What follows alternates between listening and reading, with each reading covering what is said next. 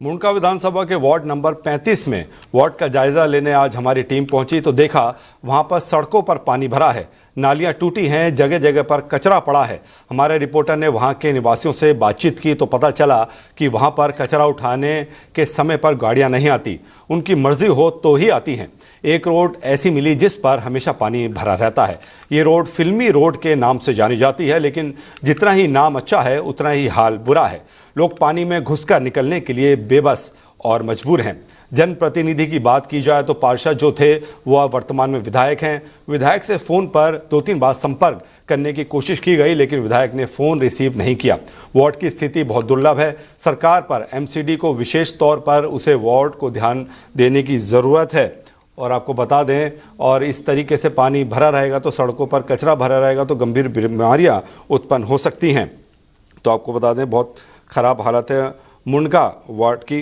नमस्कार, मैं खड़ा हूँ मुंडका विधानसभा में और कुछ लोग हमारे साथ मौजूद हैं। हम इनसे जानकारी करते हैं कि यहाँ पर क्या नाम है बाबूजी आपका? मेरा ओमकार नाम भैया। ओमकार जी, किस वार्ड से आप?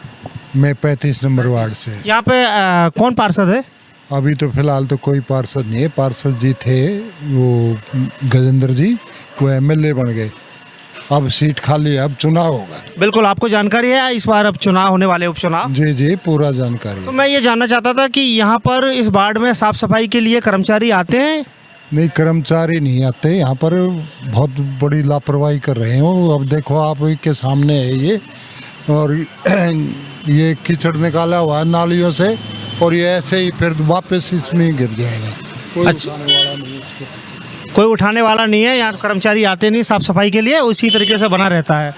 पार्षद जी जब पार्षद थे, उसके बाद जब से विधायक बने, तो क्या आपके क्षेत्र में आए? आते रहते हैं वैसे तो वो, लेकिन पार्षद में और एमएलए में फ़र्क होता है ना। एमएलए में तो बहुत बड़ा एरिया हो गया, और पार्षद में तो सीमित एरिया होता है। क्या नाम भाई आपका? पवन वर्मा। पवन जी, हाँ जी। आपके वार्ड में साफ सफाई होती है नहीं? साफ सफाई क्या करते हैं, बस आके ऊपर ऊपर करके चले जाते हैं। साफ सफाई कुछ नहीं है, कहीं भी जाके देख लो आप। अभी उपचुनाव है, आपको जानकारी है? हाँ जी, बिल्कुल है। इससे पहले मतलब एमसीडी में आपकी सरकार थी, फिर ये बीजेपी की, और फिर से तो अब इन दोनों सरकारों में आपको किस सरकार की बेहतर लगी, या फिर दोनों सरकारों में इसी तरीके की लोगों की परेशानी है?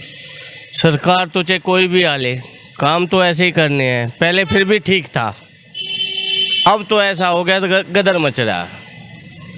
बीजेपी की सरकार जब से आया है तो गदर ही मचा हुआ है। साफ सफाई को लेकर बिल्कुल कोई नहीं आता? कोई नहीं आता।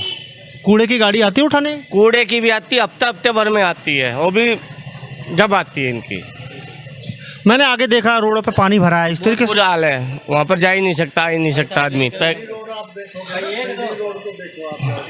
2 साल से ऐसा हाल कर रखा है, तो बुरा हाल हो रहा है। तो बच्चे, महिलाएं, बुजुर्ग जो लोग निकलते होंगे तो इसी पानी में बारिश के निकलते हैं? ऐसे ही निकलते हैं। ना एमसीडी का और ना ही मतलब सरकार का कोई समर्थन नहीं नहीं है। हो रहा। अब वैसे रोड बनाने लगे हैं, ये पता नहीं कितने दिन में जाके बनेगा। रोड टूट जाती है, कब बनेगी, कितने दिनों में बनेगी, कोई नहीं पता। अब ये है ना, 2 फुट उठाया है। अभी तो ये देख लो, नालियों का पानी इसके ऊपर आ लिया है। 2 फुट उठाने के बाद भी मकान सबके नीचे पड़ चुके हैं। 2 फुट रोड भी उठा दिया है, जब भी नालियों का पानी बाहर चलता है। पानी का कोई निकास नहीं है ना? कोई निकास नहीं है यहाँ पर। नमस्कार, मैं खड़ा हूँ संवाददाता नीरज, आप अपनी रिपोर्ट दिखा रहे थे कि किस तरीके से मुंडका वार्ड 35 का बुरा हाल है, जो नाली में पानी भरा हुआ है, जिसमें मच्छर पैदा हो रहे हैं और सड़कों पर जगह जगह कूड़ा फैला हुआ है। तो आप मुझे बताइए कि जब आपने विधायक से बात करी तो उन्होंने क्या जवाब दिया? जी आलोक जी, आपको बताना चाहेंगे कि हमने 2-3 बार, काफी बार फोन के माध्यम से विधायक जी से संपर्क करने की कोशिश की, लेकिन विधायक जी ने ना फोन किया, ना फोन रिसीव किया, ना उधर से कोई रिटर्न फोन आया। जी, तो नीरज, वहाँ पे लोगों की क्या इस टाइम स्थिति है, कितने परेशान हैं?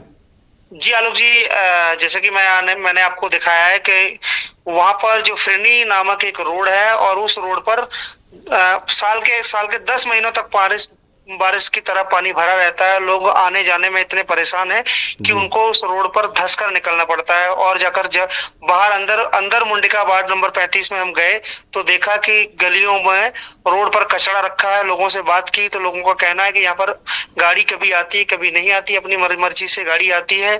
और जो वर्तमान में अभी जो एमएलए हैं, एमएलए साहब उससे पहले अपने पार्षद थे वार्ड के, वार्ड 35 के, और जब से वो विधायक बने हैं वहां पे ना भ्रमण करने आते हैं ना कोई सरकारी कर्मचारी इस चीज का उनका ध्यान देता है। और गंदगी इतनी ज्यादा है कि बीमारियां, मच्छर, बहुत सारी मतलब आपसे बताया जाए कि वार्ड 35 का बहुत बुरा हाल है जी। तो नीरज, अभी एमसीडी के उपचुनाव भी हैं, तो अब ये वोट मांगने के लिए जो प्रत्याशी जमीन पर उतरेंगे, इस हालत को देखते हुए लोगों के मन में क्या है इस वक्त? लोगों का देखिए आलोक जी, मैं बताना चाहूंगा, लोगों का यही कहना है कि हर बार चुनाव आते हैं, लोग वायदा करते हैं। और मुंडिका एक ऐसी विधानसभा है जहां से अब केंद्रीय मंत्री साहिब सिंह वर्मा के जो पुत्र प्रवेश सिंह वर्मा जी, उनका वहां पर निज निवास भी है और उनका जन्मभूमि भी है। उसके बावजूद भी मुंडिका का इतना बुरा हाल है कि आप यदि मुंडिका होते हुए यदि आप हरियाणा के लिए जाते हैं तो इतना धूल मिट्टी है, वो रोड इतनी गंदी है कि शासन प्रशासन ने उसे उसी हाल पे छोड़ रखा है। तो नीरज, ये लोगों ने उसकी शिकायत अभी की है किसी से?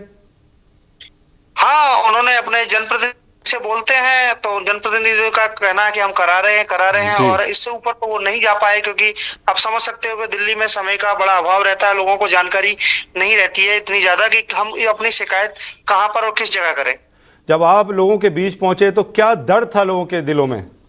लोगों के दिलों में बड़ा दर्द के साथ साथ गुस्सा भी था कि हम ऐसे वार्ड में निवास कर रहे हैं जहां पर दिल्ली सरकार का पार्षद होने, दिल्ली सरकार का विधायक, दिल्ली सरकार होने के बावजूद भी उस वार्ड में इतनी गंदगी है। तो अपना दर्द किससे कहें? कैमरे पे आप देख सकते हो, कैमरे पे उन्होंने अपना दर्द छलका और उन्होंने काफी रोष भी दिखाया। नीरज, बहुत धन्यवाद हमसे जुड़ने के लिए, तमाम जानकारी साझा करने के लिए। तो हम मुंडिका वार्ड नंबर 35 का हाल आपको दिखा रहे थे, जहां पर जगह जगह कूड़ा फैला हुआ है और पानी गलियों में भरा हुआ है, जिसके कारण गंभीर बीमारियां वहां पैदा हो रही हैं।